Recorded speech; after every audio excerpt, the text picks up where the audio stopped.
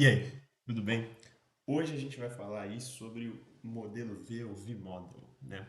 Ainda falando aqui daquela parte de Procedure Models que a gente estava falando em geral, né? A gente vai ver hoje que se a gente faz uma análise top-down, né? A gente, ou então um stage gate, né? A gente não necessariamente vai chegar em uma solução integrável, uma solução que seja viável, né? Então, o que que é? A gente vai ter aqui o vModel. E o que que é o vModel, né? Ele inclui uns loops de feedback que permitem a gente é, ajustar os requisitos quando a nossa verificação ou validação falhar. E o grande lance é que é importante, né? É que ele permite a distribuição das responsabilidades.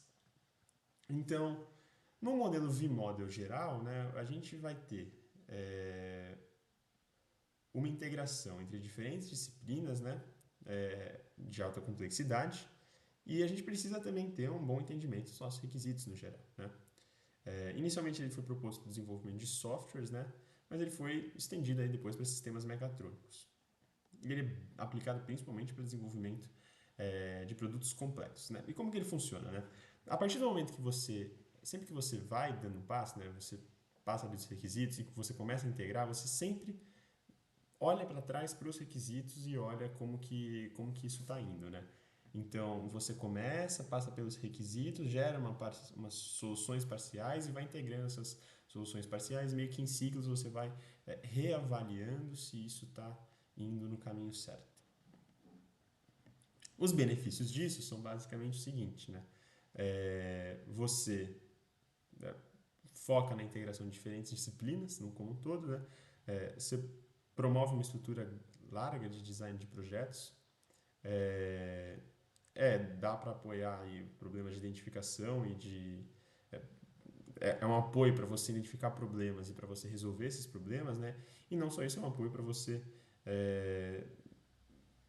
aprender, testar, né? E documentar. E funciona muito bem em produtos geralmente que têm requisitos bem entendidos, com tecnologias que você domina, né? Ou então de produtos de alta dificuldade, né? Ou complexidade. As limitações dele, basicamente, são as seguintes, né?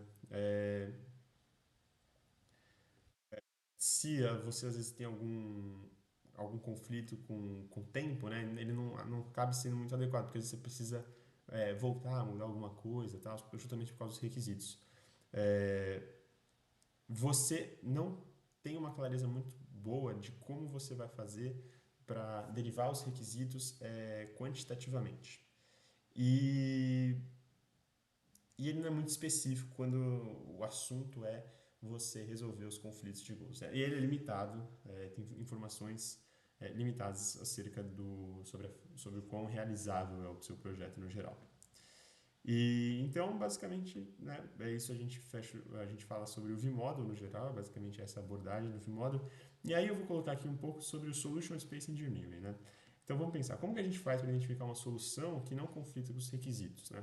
A gente viu, né, toda a questão do Solution Spaces e viu que isso geralmente pode trazer uma grande vantagem para a gente.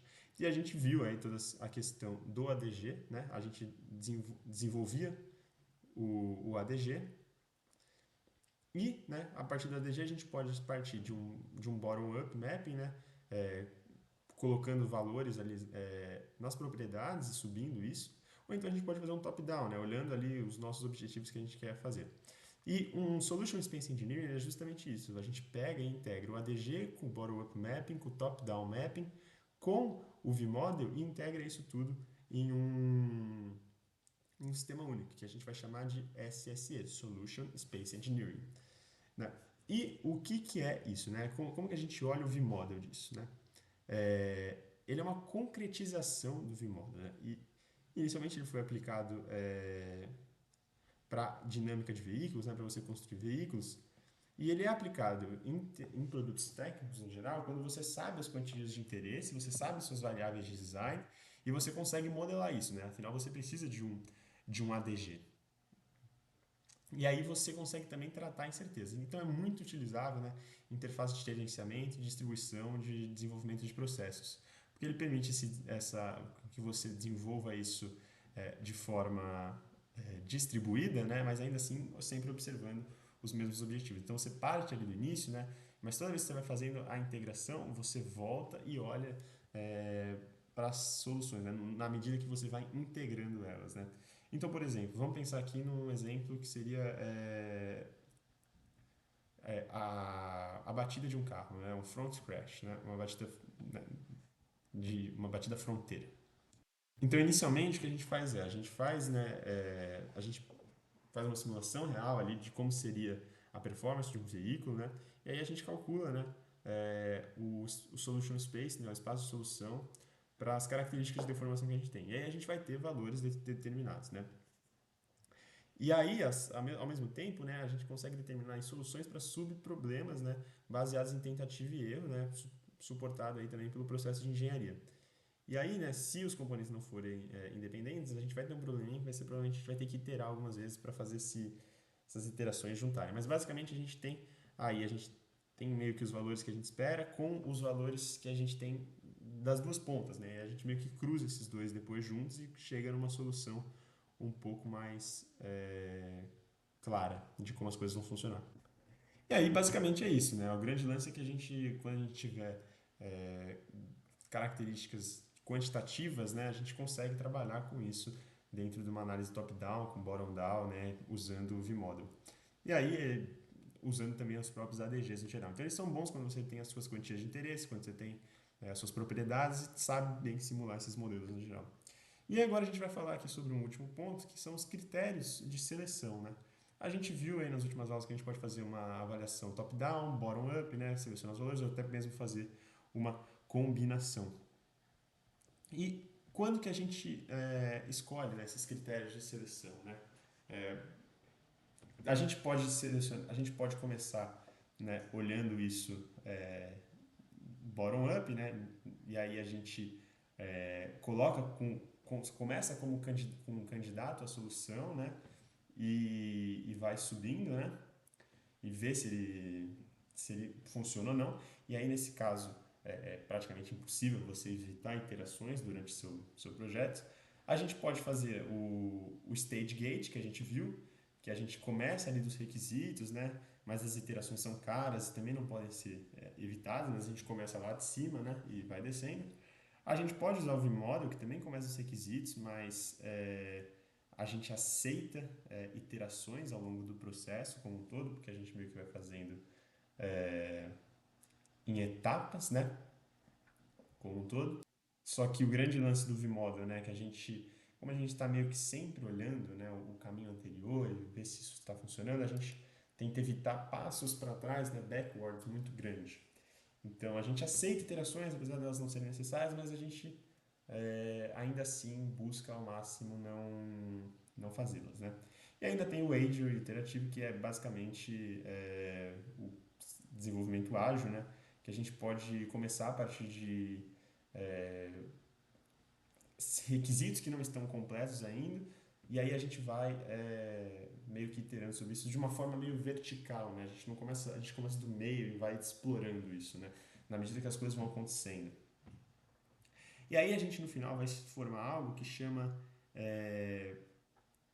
justamente a matriz de Stacy, né? As Stacy Matrix, que basicamente vai dizer quando que a gente usa qual modelo, né? Então, por exemplo, se a gente tem um problema de baixa complexidade técnica, né?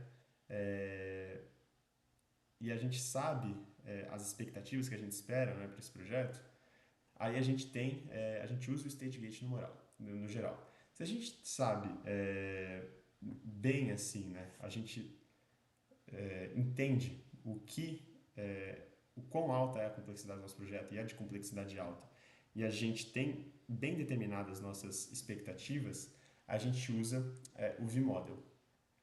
Então, stage gate para baixa complexidade, vModel para alta complexidade, quando você sabe o que você espera. E quando você não sabe muito bem o que você espera, você ainda está desenvolvendo, né, e a complexidade não é tão alta, a gente acaba usando o Agile, né, o desenvolvimento ágil. E aí, quando você tem uma complexidade alta, você não sabe o que você quer, é meio difícil você realmente ali desenvolver um projeto. Porque a tecnologia dos recursos são muito incertos, você não tem experiência, não tem referência, enfim.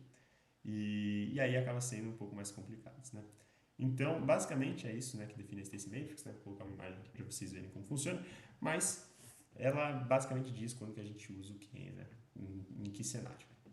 Enfim, espero que vocês tenham gostado, né? Que a gente finaliza os Procedures Models, entende como eles organizam os processos de desenvolvimento, né? Que eles conectam vários domínios, incluindo manufatura, desenvolvimento tecnológico, gerenciamento de projetos e gerenciamento de processos no geral.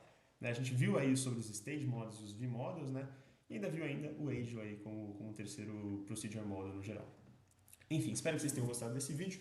Um grande abraço a todos e fui!